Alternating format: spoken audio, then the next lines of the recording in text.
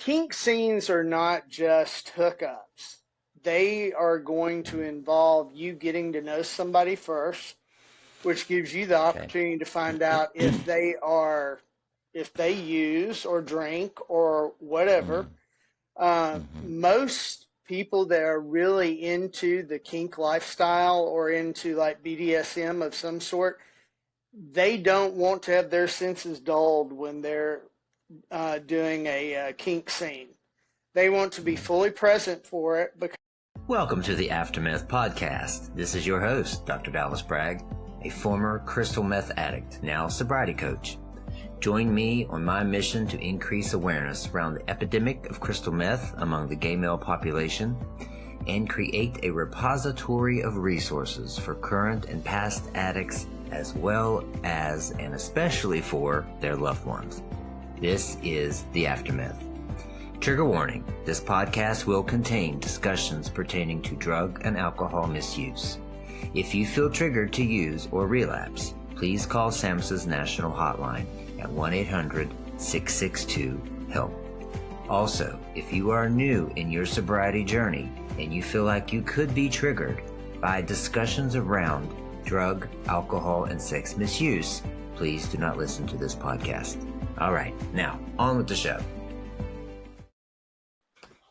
Welcome back to the Aftermath Podcast in a very special episode today that you all have been asking me for a very long time, and I'm happy to give it to you.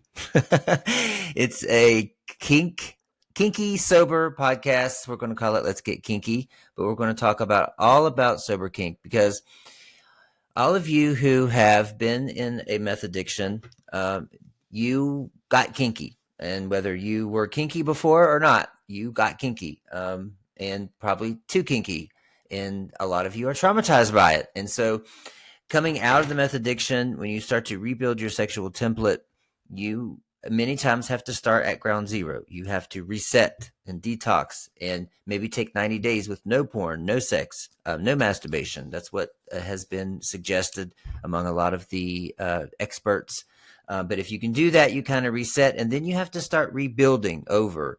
But there were part of you, or many of you, who liked kink before you got into your addiction. So you like kink after the addiction too, but you're traumatized. You don't want to be triggered.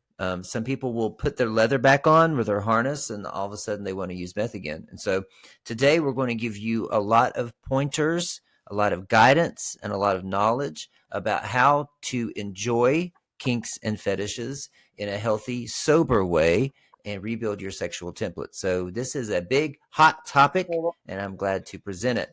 So today I have two experts, Daddy Dale and Sober Steve, and we're going to pick their brains. And we tried to do this podcast months ago. I'm usually like 2 or 3 months ahead on my podcast, but we had some technical difficulties. So we're actually doing this over, but I'm kind of glad, because a few months ago I was still being celibate and I'm not now. So I am actually, yay, I'm actually interested for me too. So it'll be interesting for me to ask some questions, because I'm a child. You have to talk to me like a 2-year-old with this, because yes, in crystal meth, I did a lot. I did it all. I guess I didn't do scat, although I did, I think I videoed myself. I said this in another podcast, but videoed myself shitting one time. That's the closest I got to scat.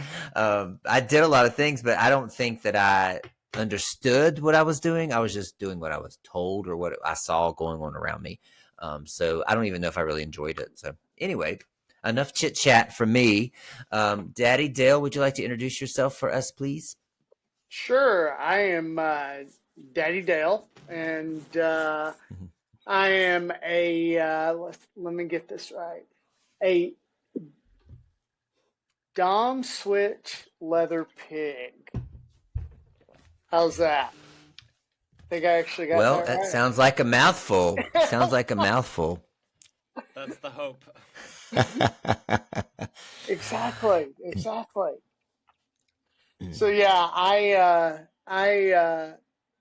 being a switch means I will do either well, in layman's terms, top or bottom, but I have more of a dom streak to me. I'm the dominant. I'm the daddy, the sir. You know, master Okay. on a few occasions, but mostly daddy or sir. Hmm. So Okay. Okay. Well, we're gonna dive into daddy, sir, pig, dom, switch, all that stuff. We're gonna dive into that so we know what we're talking about in just a minute. Sober Steve, you're one of many hats tonight. Yes, I am Sober Steve, the podcast guy. So I host the gay A podcast, the Queer Sober Hero Show. That's how I got to meet you both in a way. And it's been in a journey that's helped keep me sober, but the first 2 years was very much me trying to be what I thought the perfect sober person would look like, rather than really trying to tap into like who I am and like the perfect version of myself is like. And when I started doing that, I started exploring leather and kink in a new way that I never had dared to previously. So that's how we got to where we are today. Yeah. And you have a very interesting outfit on. So if you're not watching this, I advise you to go to YouTube so you can see Steve and his. What is that? It's a harness, right? It is a harness. I got it in New York City, and it was my first kind of piece of gear, and I like that it's a one piece that kind of goes down to the underwear, so it Uh, has oh, oh, and like it hooks in, but it can hook off. It's a little nice. so I like that. I like it because it's also like very flexible, and Uh. I'm very flexible, so it's a good combination together. Oh. it's neoprene. Trying to help Isn't with it? your viewers. Yeah, that would be like a Neo- jock harness combo right there. So Yeah. Oh, Super Steve is a jock harness. Gotcha. Yeah. Well, because I learned with the last recording when I did the full leather getup that it got very hot in my recording studio very quickly. So Yeah. not only was the feedback from other people less is more when it comes to this kind of stuff, but also for me and my comfortability right now, Yeah. this is perfect. Yeah. Well, you do look very comfortable.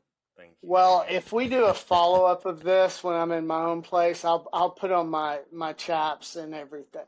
Okay. Okay. Yeah. Yeah. So Yes. And do you have one of those like hats? They look like police officer hats to me. they're I'm sure that's not what they are, but well, his is not Yeah, that- quite the same. Those are your it's called a cover. It's a mirror a cap. cover. Yes, a mirror cap is the German name for it, and it's based out of World War II uniforms. So Okay. Okay.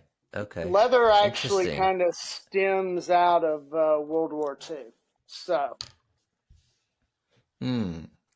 So does meth. yes, it Interesting. does. Interesting. Yeah. Exactly. Yeah. Yeah. Yeah. From the I love same that. Okay. side too. Yeah, yeah. So yeah. Yeah. Yeah. Right. Right. Right. Okay. Well, let's start with talking about your experience with kink, maybe before your addiction for both of you, or and then how that's evolved since. And really, yeah, let's talk about that first. If you want to go first, Daddy Dale, just talk about were you into kink before, and if you were, how does it evolved? Well, for me, I knew I was into. I've always had a thing for like boots and leather. Ever since I was a kid, I remember the first time I saw like a motorcycle cop in a some sort of advertisement wearing like the tall boots, and it was like, oh, okay, I like that. Um, and then I just kind of fell into realizing that leather did it for me as well. The whole image of the biker guy from the Village People. He was probably one of the primary ones that kind of made it mainstream. But I when I started drinking, it was easy for me to dress up in leather and go out, but I was pretty much just kind of playing at it. I wasn't really into any of the kink aspect of it, other than I liked to wear it when I had sex. Um, Hmm. but as I got involved in drugs and things like that, I got more into the kinky part of it, because it's your inhibitions are lowered, or you're willing to do things that you're not normally thinking you would be willing to do, especially on Mm-hmm. meth, at least for me. Mm-hmm. And Yeah. I am pretty lucky that I didn't delve too far into that. And then I started my sobriety journey around 6 years ago. And Mm. actually, it's been in sobriety that, well, I take that back. I decided it would be a good idea to be somebody's slave when I was Mm. just getting sober. And it was somebody that Mm. I met in recovery rooms, but subsequently we ended up using together. And Ah. yeah, Mm. and that was my first relapse out of the four Mm. that I have had. And but I will tell you this: there is a whole community of sober, kinky people out there, and they are the Mm-hmm. ones that kind of made me realize that it's more fun sober. You know, you're you're Mm. you're at your full attention. Your senses aren't dulled. Um, your emotions aren't really fucked up. Um, Mm. and if you are in the right situation, you can have actually a whole lot more fun doing it sober than you could ever have uh, doing it under the influence of anything.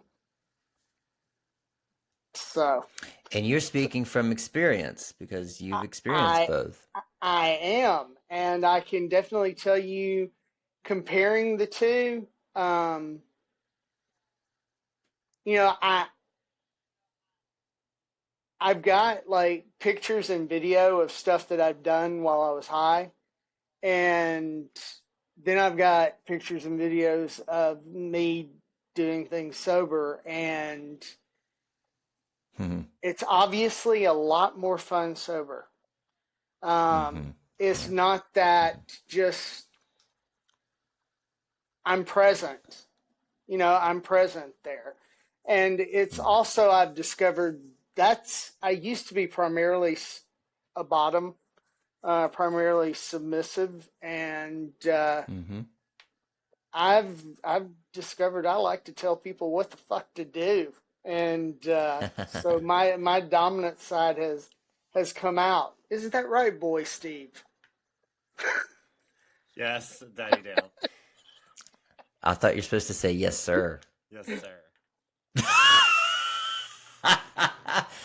um, Daddy Dale, I have a question. So Sir. you were a slave, Yes. sir. When you were a slave, and we'll talk about more about what that means later. But and you relapsed. So, what advice would you give for us who want to get back into or want to get into the kinky side? How can we do it without getting triggered? Or was it too soon for you in your sobriety, or what was it about that made you relapse? Um, Part of it, for one, was I now realize I wasn't ready to get sober. You know, Okay. um, that was the thing. I had these ideas that my drug use before was involved around one person in particular. And at the time, I was still thinking that, it was my husband at the time. And I thought, well, he was the problem. That's Mm. what was making it bad. And if I did it with somebody that I trusted, and, somebody that, I look up to, it's going to be fine. And God, no, it wasn't fine. It just fucking Mm, made things worse. And mm, I I got to see how I really was on on on meth on my own, and I got to actually see how it affected somebody else. Um, and it wasn't good, you know. When I used to do drugs with my husband, it was, well, he was a dick anyway.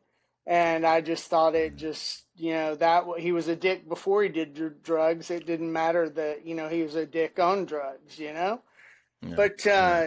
it took, somebody that it really messed up the whole master slave relationship that I was in. But I'm still glad that I experienced that because it made me realize that that's not what I really want, Mm, you know?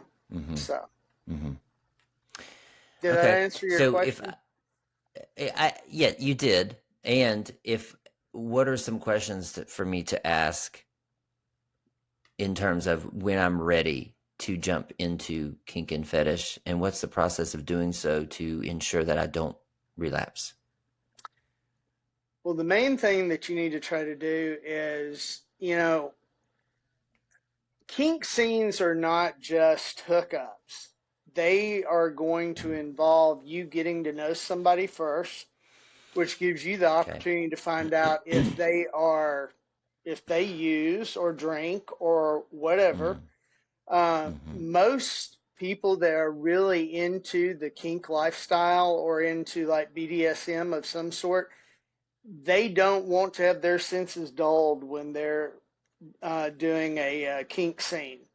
They want to be mm, fully present for it because some people say it's a spiritual experience.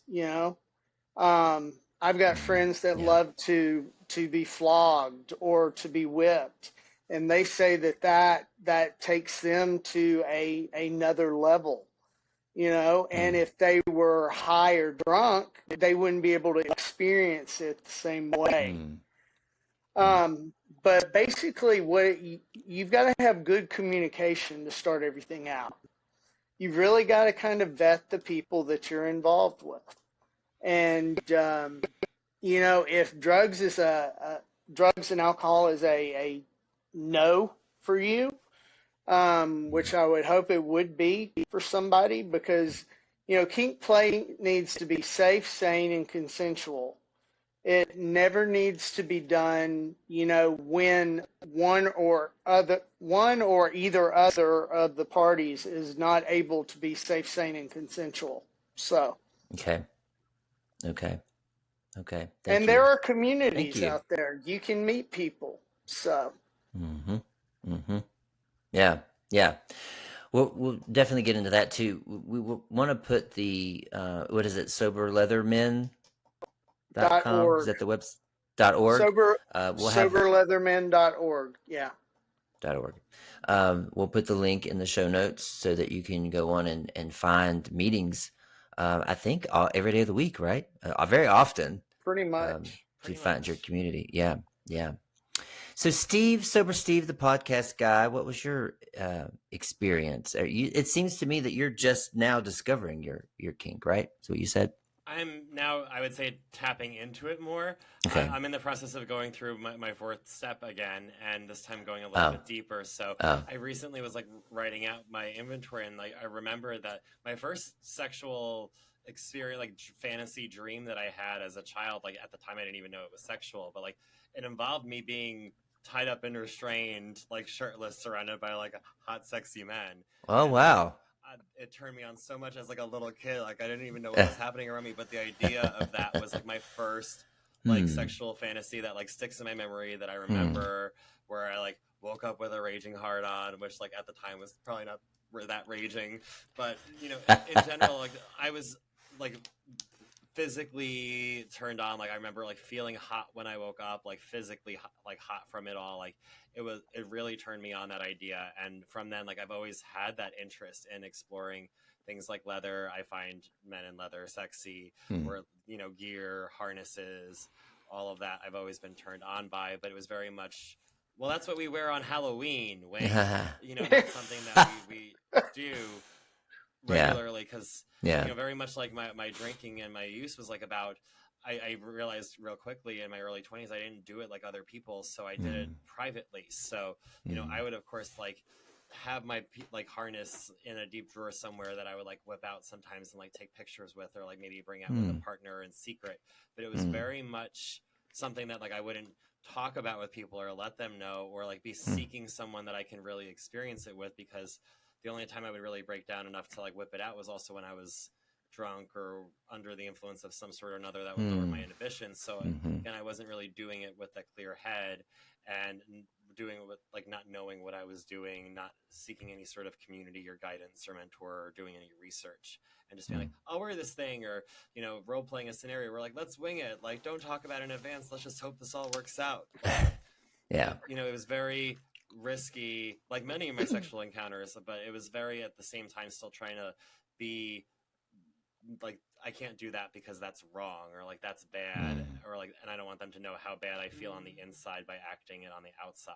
And so even that, and then early recovery was very much like I was still like, well, that's not what normal sober people do. Right. Like I hadn't, because so many of the meetings that I went to, like traditional 12-step meetings, like a lot of times the sex isn't brought up as much, or like if you do, it's depending on the meeting. Every meeting's different, and like that's why I always say keep trying to find one until you find the right one. But it wasn't until finally, so when I was like complaining, or like not complaining, but I was like lamenting over how I want to find a meeting that's more sex positive, sex focused. Someone recommended, checking out the leather and kink recovery meetings, where I ended up meeting Daddy Dale and finding this whole community where I was able to hear them share about how they're able to have this amazing sober sex, which I can already get on board with. Even without exploring kink, I've had the best sex in my life sober. Like, hands down, every single time sober sex is better than the sex that I had when I was like a sloppy ass drunk. Like, the dick works great, like everything is fabulous and functioning, and I'm present, and I'm able to connect with people. And I almost love, like, now in sobriety, I get almost more compliments about my energy than I do about like a physical characteristic, because that's what it's about now when I'm with people, is about exchanging energies and amplifying the energies, rather than beforehand it was like I would shut off and disassociate the moment that things got steamy, because that's what I did. And so learning that I can then apply that to all these fantasies and desires that I've always had, and that I want to be bound or tie someone up or spank them or get spanked, and that I can love it. I can love all of that, and that's okay. And it's part of, my God-given sober super sex powers that they talk about in the book and whatever. But, it's part of who I am. And for me to be the best sober version of myself, that involves leaning into it and seeing, what else am I interested in, and what are my limits with the things that I'm interested in. It's been a journey. It's been a process. Like Daddy Dale said, it's not like you can just hop on an app and find someone to start practicing kink with right away. Yeah. But it's been an amazing journey of like learning myself, and also setting those expectations, where if I'm starting to get to know someone and I'm seeing red flags or hearing things where, they only text me at night, and the misspellings, or, during conversations when they start capitalizing certain letters that we know are triggering, like I know, like I hit block, like I don't fuck with that shit, because I put on my profile that I'm sober. And I feel like that's been the biggest boon for me, is like leading with my recovery and putting my recovery first in all things, including my sex life and including my kink and fetish life, where I let the people know that like I'm sober. Even if you drink on the weekends, if I'm coming over for a play date, I don't want to smell alcohol in your breath. Like, I want you to be present. I'll be present. We'll have the fun. And then when I leave, if you need to have your cocktail, do it. But like, that's not what I'm there for. I'm there to connect with someone who's present, and saying that and like communicating that up front has been really helpful at kind of manifesting it. Yeah. Yeah. Thank you. Yeah. Some things came up for me with that. And that is, I hear so many guys, I get messages. I just got one right before this podcast. I'll never enjoy sex again. I'll never have good sex again. Not like I had on meth, and what you're saying to me is that you have to change your definition of good sex. Just because you had sex for 48 hours straight does not mean it was good sex. Yeah. Right. Exactly. Yeah.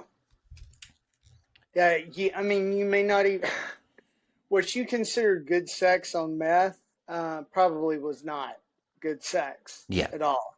You know? Yeah. Right. It was bug-eyed, look out the window every 5 seconds. Is somebody knocking? Let's start, stop. I mean, Yeah, yeah. Yeah.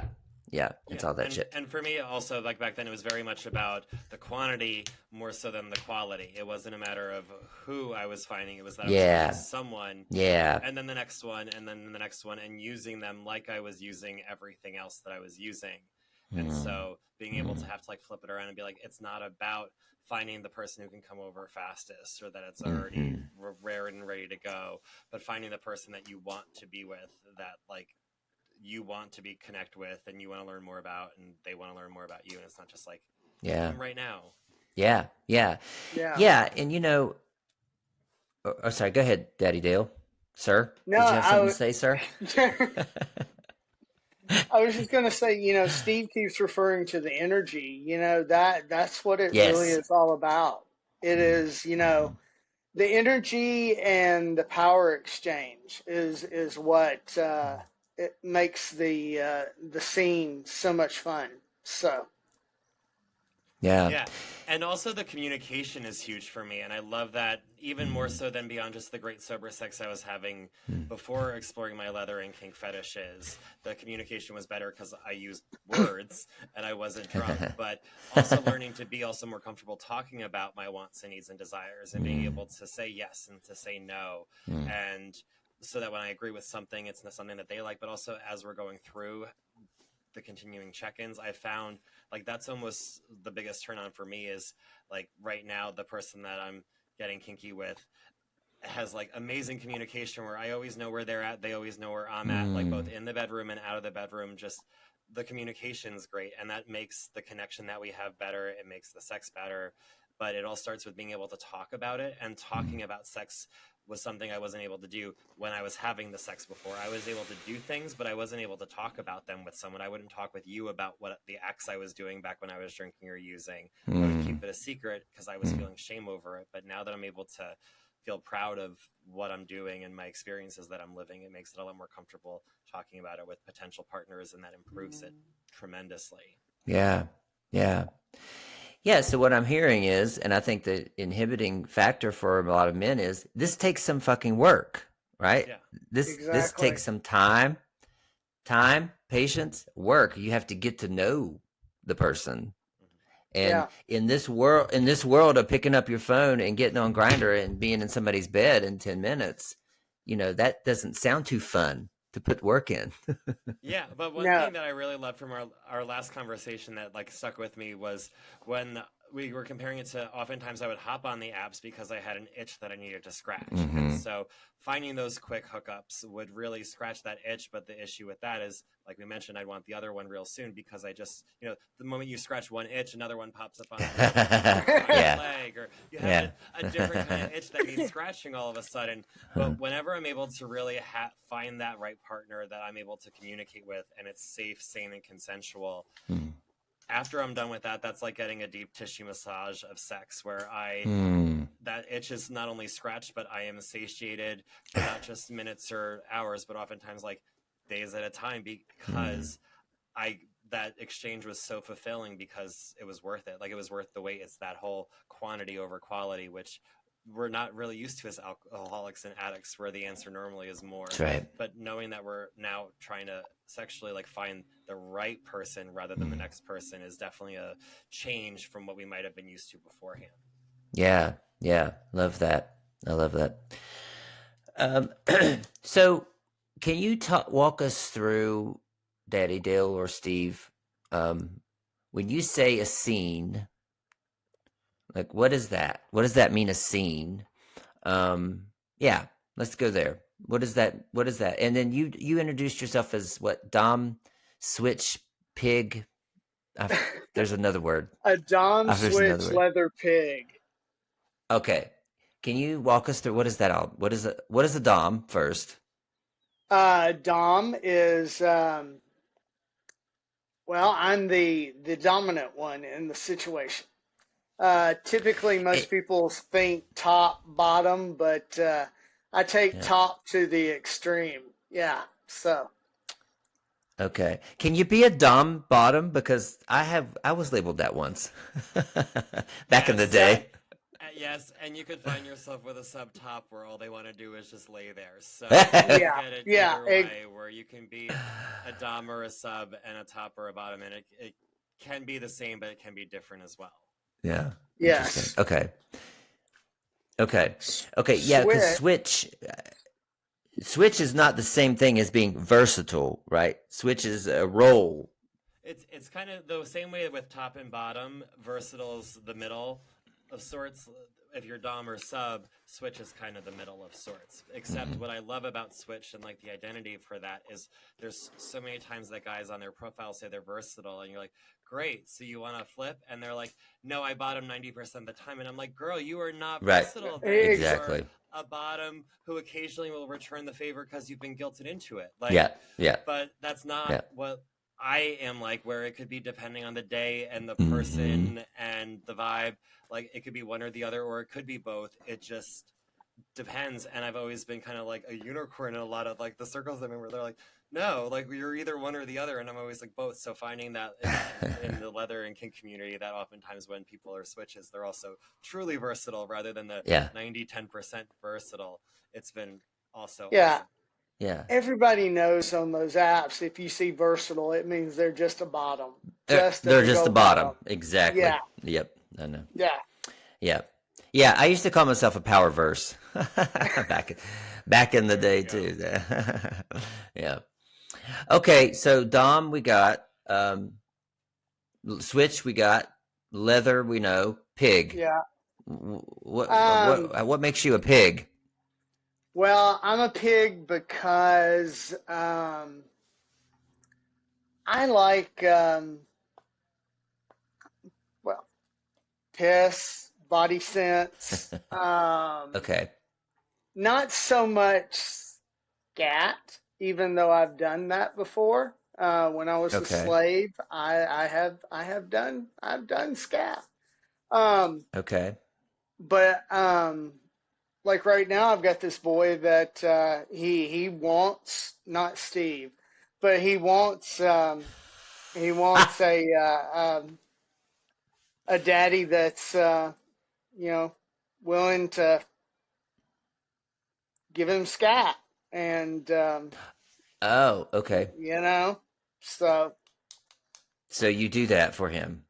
I well, we're in talks about that. We're in talks about Oh, that. okay. So yeah, it's out there, but I'm not sure what's really going to happen with Yeah. that. Yeah. He's not ready to have audio proof that he's committed to this endeavor yet. He's still weighing the pros and cons and using the beauty of communication to negotiate. Yeah. Yeah. Yeah. Yeah. Exactly. There you Thank go. you. Yes, thank you.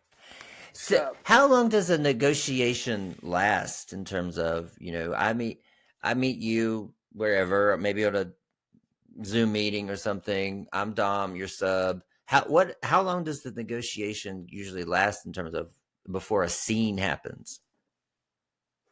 well, that's kind of up to the chemistry between the people, I guess. Yeah.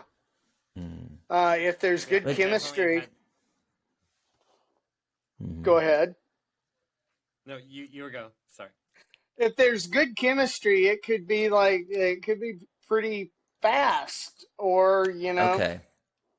there's also you may have to take into account geographic location in Yeah. some instances, because you may Mhm. not find somebody like right next to you, 5 minutes down the road that's into what you're into. Mhm. So, Yeah. Yeah. Yeah. What were you going to say, Steve?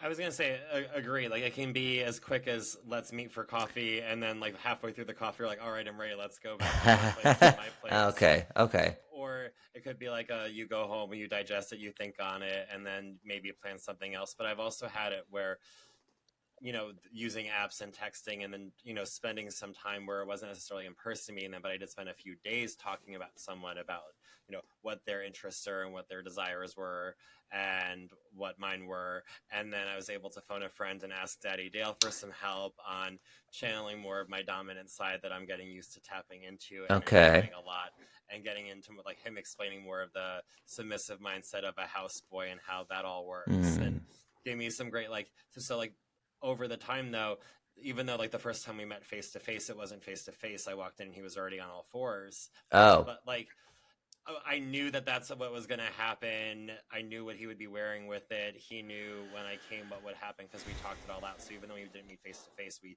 spent a lot of time talking out what would happen from like the moment that I arrived to the moment that I arrived. And like from there, it pretty much like throughout the process, we would check in and make sure that things were still going according to plan, and they were. And it was cool and it was fun, but it was also like really hot because we had that plan beforehand, even if it wasn't over coffee, because I'd love to have that conversation in the Starbucks. But it was also like I knew what was going in because the communication had occurred in another way. Okay.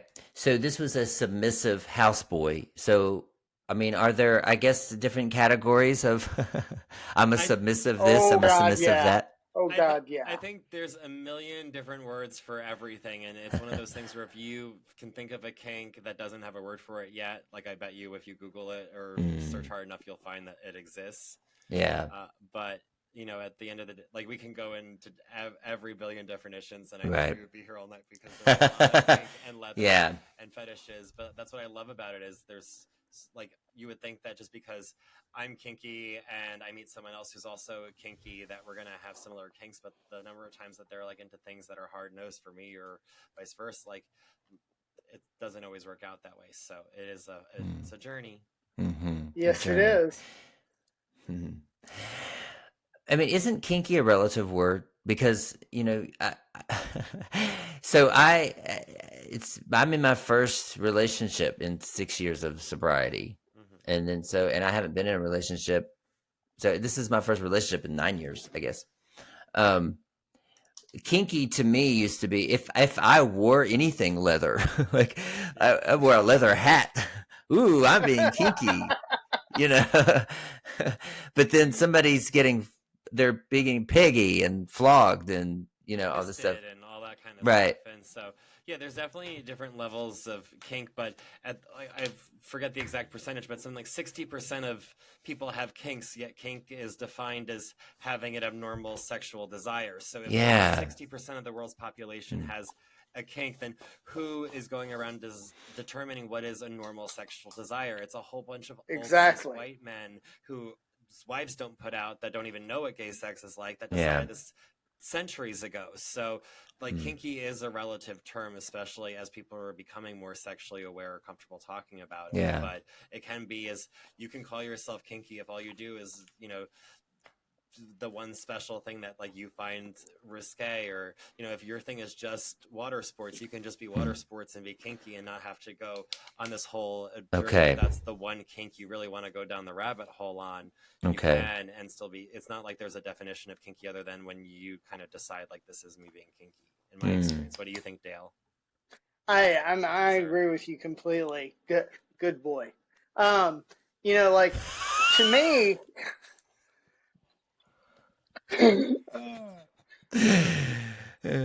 To me, like I don't really think of leather being kinky. For me, it's a lifestyle, and it's part of who I am.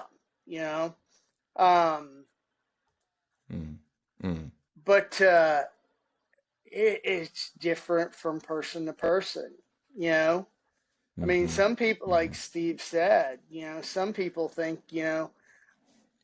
he wore boots while he fucked me. That was kinky, And to me, that's just a normal day, That's just regular sex that's for a me. Tuesday.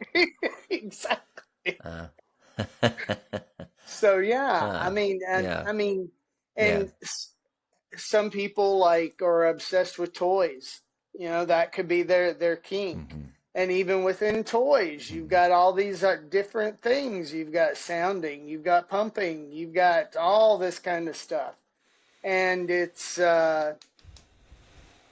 one person's kink is another person's just, Tuesday, like you said. Mm-hmm. So, Mm-hmm. Mm-hmm.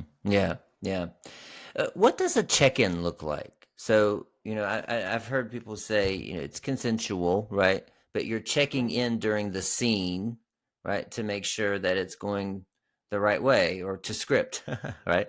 Yeah. What does a check-in look like? And the reason I'm asking is, so my coming out of crystal meth, I had erectile dysfunction for most of my sobriety.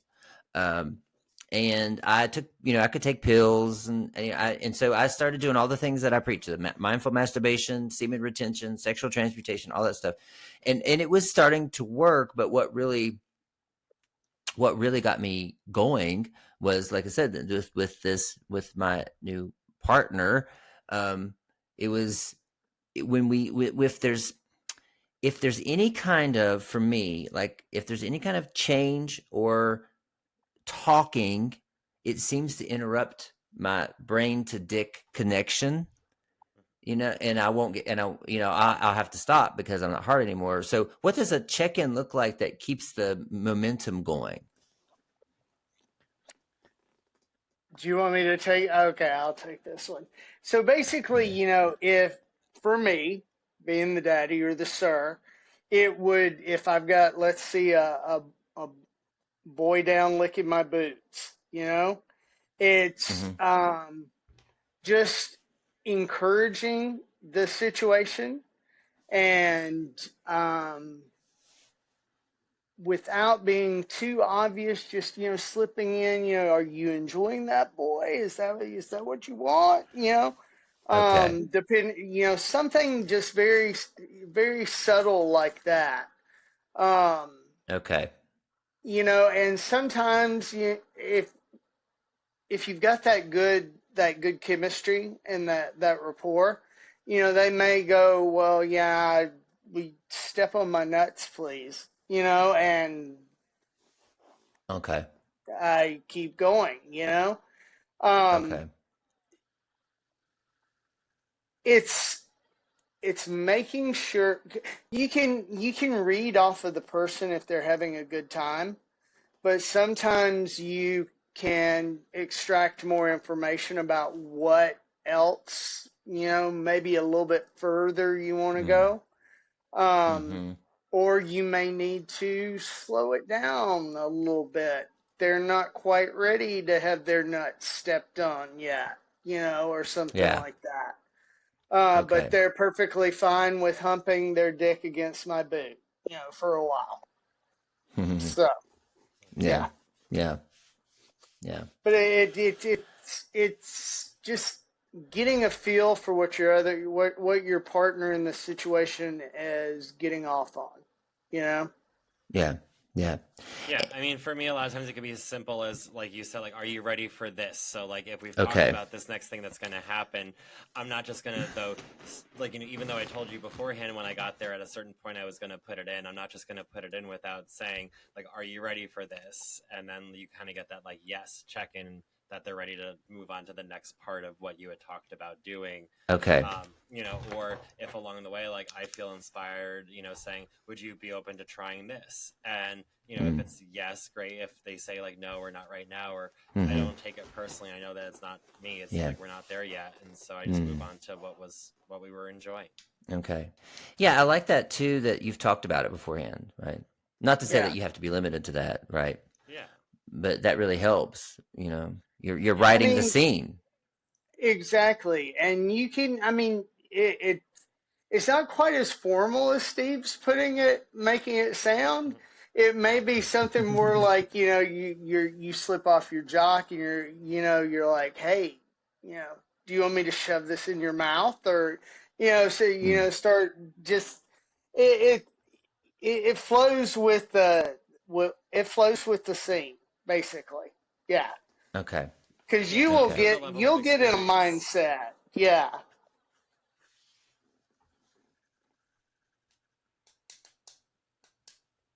What were you saying, Steve?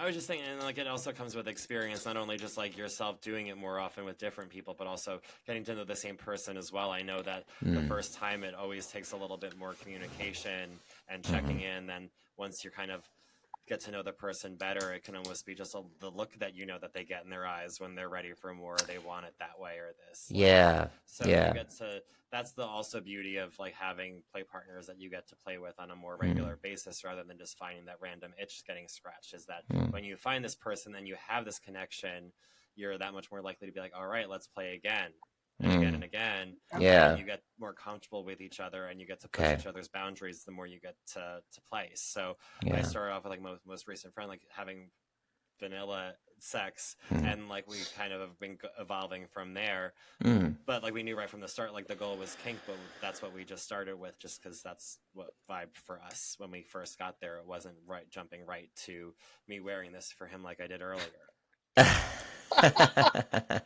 Oh. Ah, I love that. Well, good for you. Okay. Well, this is exciting, and so I wanted to, before we go here, read some words off to you two, and you help us understand. I mean, you've already helped us understand some, but this little glossary I have found that I was looking at, maybe you can help us define some of these things.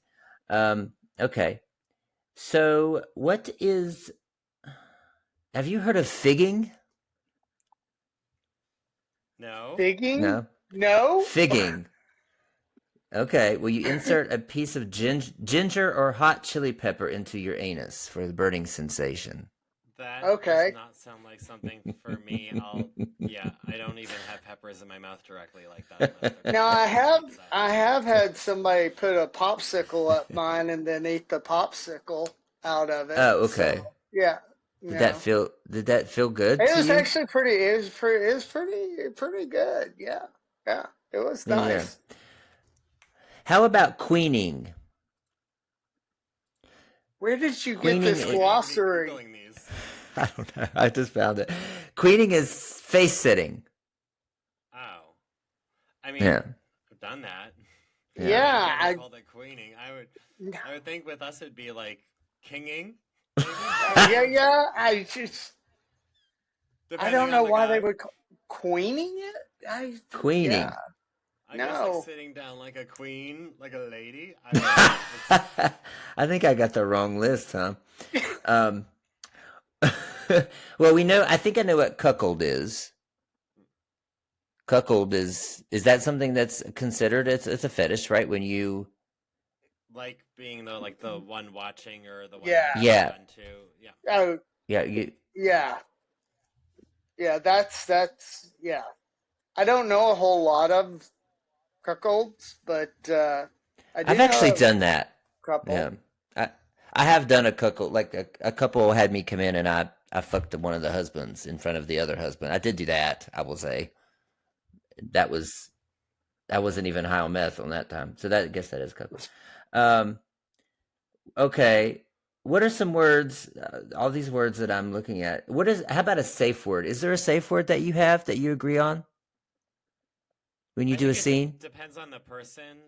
Yeah, What are some ones that I've always been a fan of, like the red, green, yellow, mostly just using like yellow and red, for like yellow being like warning you're getting close to it being too much, and like red being like too much. Oh, okay. But what about you, Daddy Dale? Now, I actually had to learn hand signals when I was a slave because, I would usually, at one point, I was in a straight jacket. So, yeah. Hmm. Okay. Can you define what a slave is? Yes. All right. So, in dom and submissive roles, probably the more common one is like a sir and a daddy is the dom, and then they will have a boy. And Okay. that's usually what it is. And that the boy is submissive, and they interact in that way. But when you go into a master slave situation, people Hmm. take that very, very literally. Like I had a contract with my master as to what I would and would not do with him. Mm. And we talked about it beforehand, and it was actually a printed out contract, and I signed it, and I had a copy, and he had a copy. Wow. So, and pretty much anything that was on the contract could happen at any time. But in a master slave situation, there's usually not the discussion beforehand about what's going to happen. The slave just agrees that they are going to be willing to, do whatever their master wants. But it Huh. is, kind of, it's laid out beforehand in your contract with your master. Depending on the type of master you have, they may or may not ask your opinion on things. Whereas like a daddy or a sir is going to, ask the boy what they want. And, the boy may get what he wants, and sometimes the boy may not, but it's never going to just be an absolute forced upon him situation.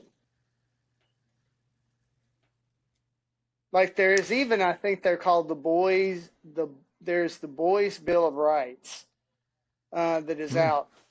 You can Google that, and it is, Interesting. kind of saying that, you're just not a piece of meat anymore.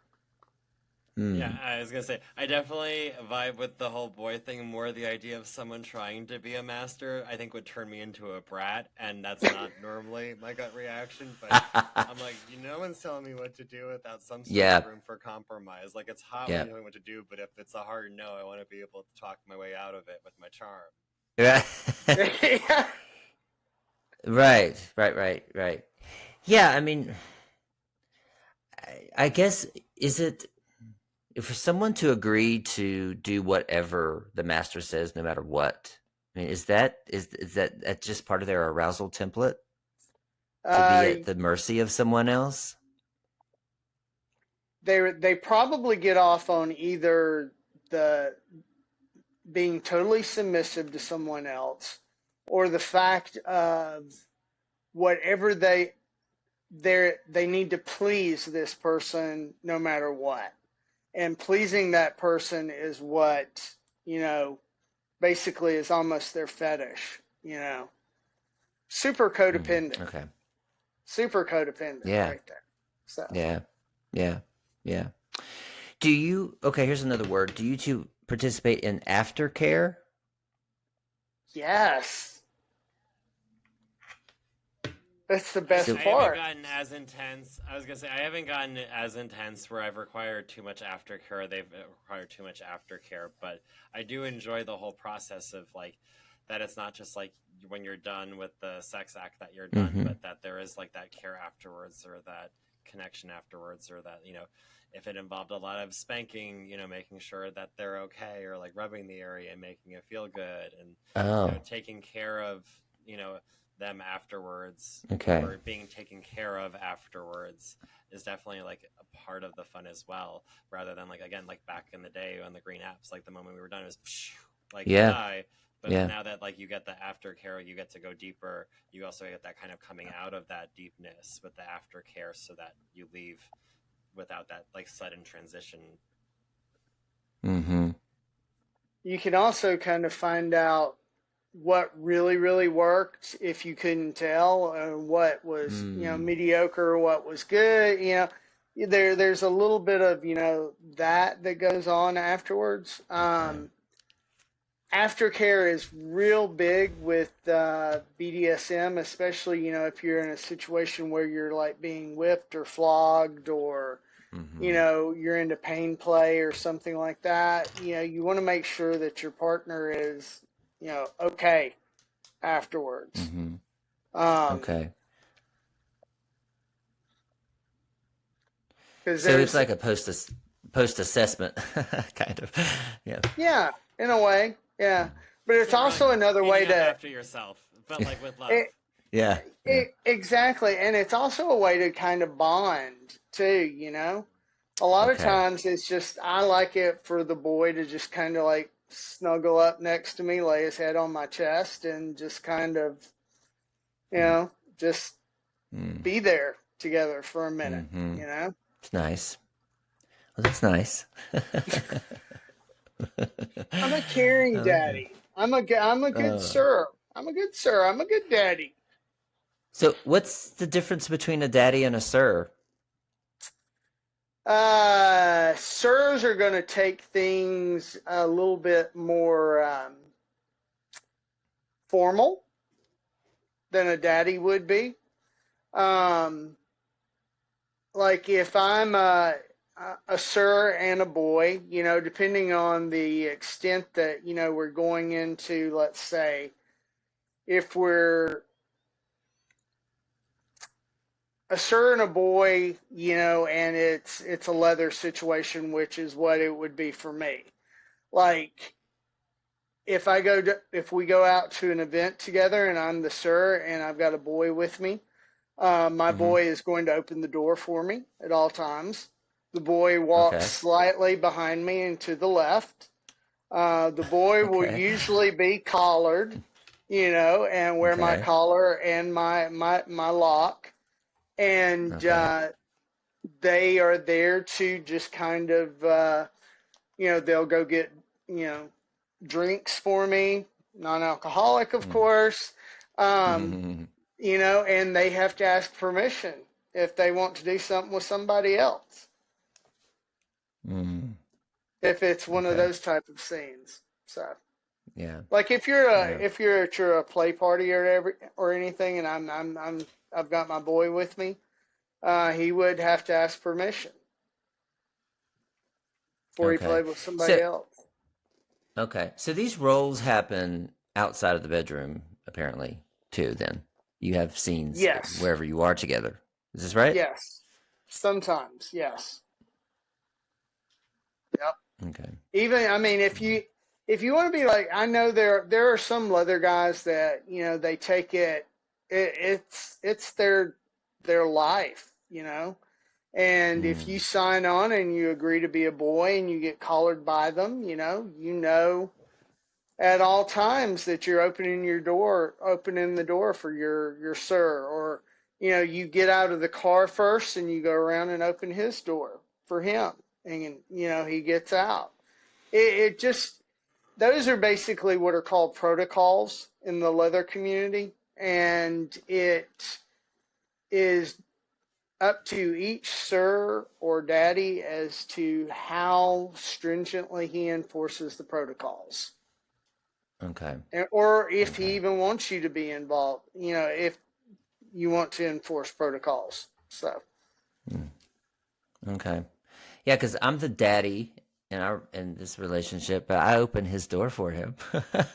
you're a So polite I daddy. guess So, yeah, you're not really following the I'm whole, probably yeah. no.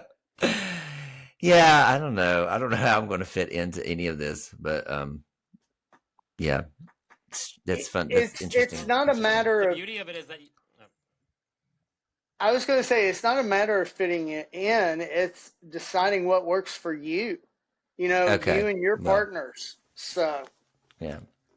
yeah, same. I was gonna say, don't try and fit in. If you're the daddy who holds the door before you Yeah. slam his head into the pillow, you know that's okay. Yeah. That could be what Daddy Dallas is like. Yeah. Yeah. Yeah. exactly. Yeah. Well, that's Daddy Dallas. There we go. I had a feeling. Yeah, you did. Yeah, good. I love it. Okay. Well, what have I not asked that's important for us to know? I and before you answer that, I'm going to answer my own question. In that, if you're listening, you're probably a former meth addict or you're struggling with meth now. I want to show you that there is hope for you, that you're not sexually damaged, that you can rebuild. And now it took me quite a few years to get here, but even my parts started to work again, and I'm enjoying. I mean, I feel like I am 14 again, just rediscovering what I like, what feels good. Like even like even not I won't get into it, but like even pressure on my chest, on my pec, from from him on his palm, like almost gave me an orgasm. Like I didn't know that was something that I would like. But you, like you're saying, it's also consensual. Like I would say, hey, wait a minute, I like that. Can you do that more? Yeah. And so there is hope for you. You can enjoy sex again. But the first step is to stop saying, I can't have sober sex anymore, or I'm not going to enjoy sober sex anymore. First, you have to stop saying that, but open your mind to it. And so here's groups of people, groups of sober men who are loving this, and it's a whole community, and they're out here waiting for you. So I just want to say that first, and there is hope. Hang on, but guess what? It's going to take time, patience, and work, and consistency. Just like recovery. Just like recovery. Exactly. It doesn't. So, it's not a quick fix. No, it isn't. It is not. So what have I missed? What have I not asked? Do we need to have Steve do a twirl, or what is what's missing from this podcast that we should add? You asked fabulous questions, and it leaves more room where if listeners have a question we didn't ask, I'm sure they can send it in, and we'll do this again. Absolutely. That means a lot. Yeah. That means a lot coming from you, Sober Steve, the podcast professional, the certified podcast coach, by the way, growth coach. Exactly. Yes. Okay. We got to do it again so I can wear my chaps for y'all. So yeah. Yeah, maybe I'll have something by then.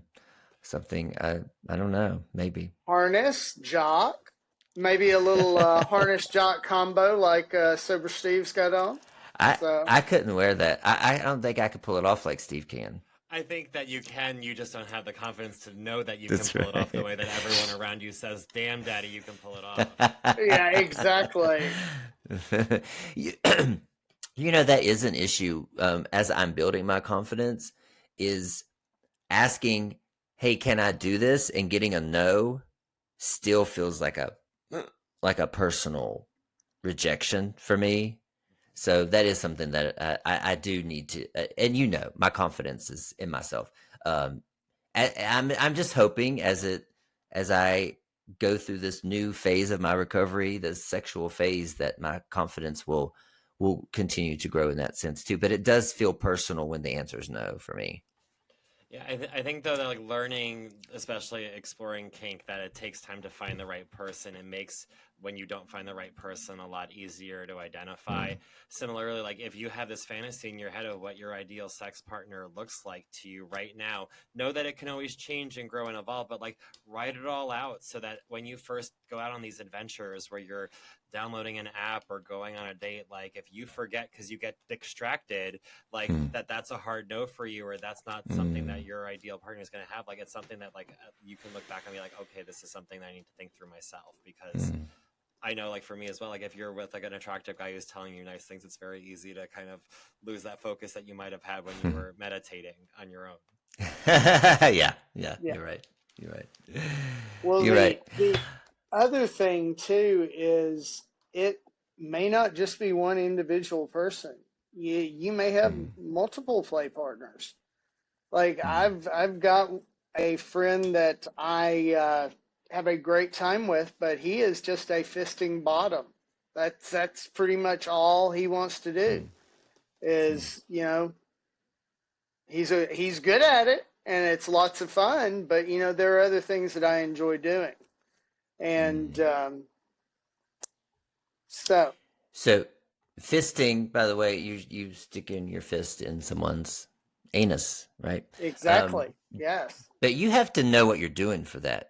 As far as being a fister, right? I mean, don't you have to have some kind of knowledge on? I mean, I don't know, but either you need to have some knowledge, or the person you're with needs to have some knowledge. Like my friend that I play with, great for all kinks, right? Yeah. Like I wouldn't recommend trying to flog somebody on the first get together, especially just because they want to be flogged, Yeah. So. Yeah. Noted. I will not try to flog. Okay. Thank you, gentlemen, so much. This was fun and informational, and I hope inspirational for the listeners. Yeah, go Uh, out there and have awesome sober sex. It's fabulous. Trust us. yeah, Yes, yeah, it is. yeah. If you have questions for these gentlemen or questions in general about kinks, you can post them you can post them on YouTube or Spotify, or you can email them into me. We're going to put the contact information for both of these gentlemen in the show notes if you want to contact them. If you want to get involved in our community, we have a Facebook group. It's called the Aftermath Community on Facebook. We have a website, aftermath.net, that you can go on there and submit your questions and comments as well. Look forward to hearing from you. I would also love for you to share this podcast on your social media and attach a picture of you in your best kink or leather outfit. I would love to see that. Yeah. Okay, if that's it, I will see you all on the next one. Bye. Thank you. Bye, y'all.